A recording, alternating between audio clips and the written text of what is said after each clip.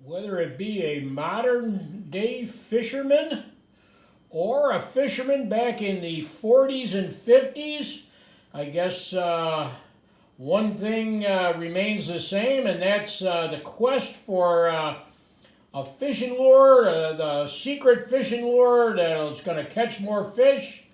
Here's a sample of a few fishing lures that my grandfather had. They would date late 40s up through the 1950s. The Heddon Crazy Crawler. It was originally designed by a lure builder by the name of Jim Donnelly back in the 1920s. And then Heddon bought the patent from the Donnelly Lure Company around the late 30s, the early 40s. It's a really unique lure. Got these big wings on it. The Hedden Crazy Crawler. Here's another Hedden lure, the Game Fisher. And this is from their catalog describing the Game Fisher. The Game Fisher has a compound flexing movement as natural as nature itself. When retrieved, the sections move in graceful serpentines, covering a full third of a circle. It floats while at rest, draws well down in the deepening course as regulated by reeling speed, casts accurately, is non-fouling, and cannot break or refuse to work. Heddon scientific hook presentation. Flexible body offers hooked fish, minimum purchase to shake loose for all game species, and that's from the Heddon catalog. The Hedden River Run. Now, the box says it's for all game fishes everywhere: bass, walleyes, northern pike, lake trout, muskies, saltwater trout, snook, redfish. It has a indestructible finish. It's from the James Heddens and Sons Lures out of Michigan. And here's the instructions. Don't just throw out and reel in, but vary speed by slow reeling, then a short jerk followed by a few fast turns.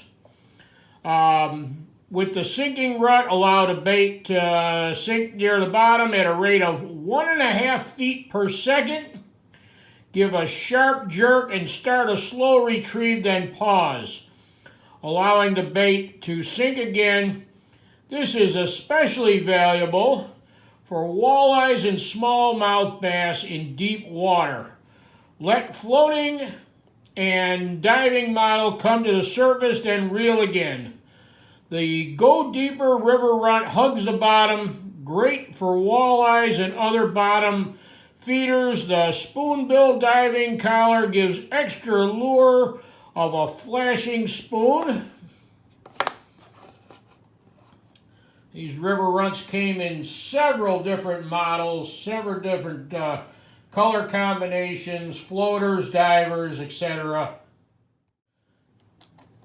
This one here was made by the Chub Company.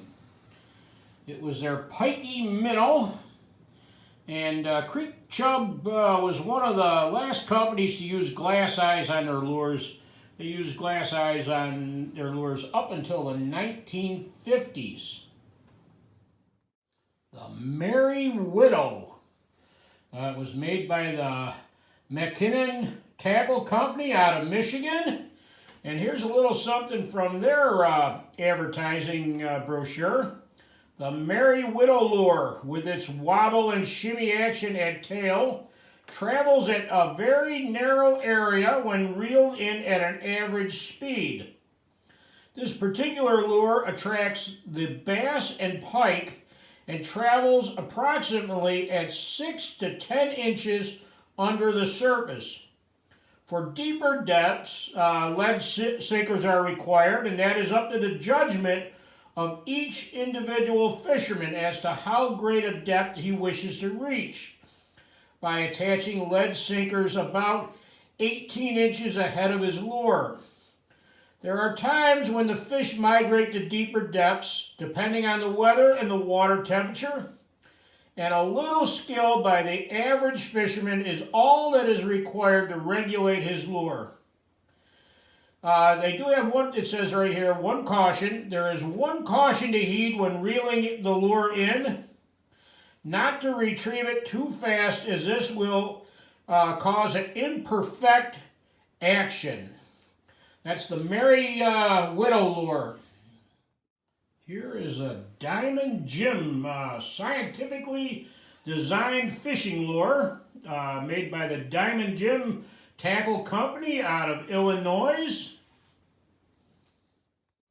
It says here that no game fish can resist. That's the Diamond Jim lure. They got striped bass, trout, walleyes, northerns, and bass. Diamond Jim actually listed the 9 reasons why his lures catch more fish. The action, the flash,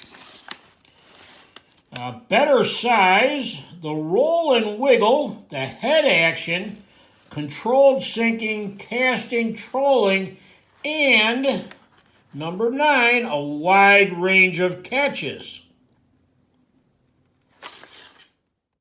Here is the Foss Mouse Wiggler, a company by the name of the American Fork and Hoe Company.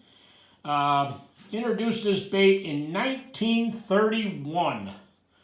Foss said that at the time, big fish were harder to deceive, and a mouse often proves the downfall of these battle-scarred veterans. And as you can see there, a little head on it that's shaped like a mouse.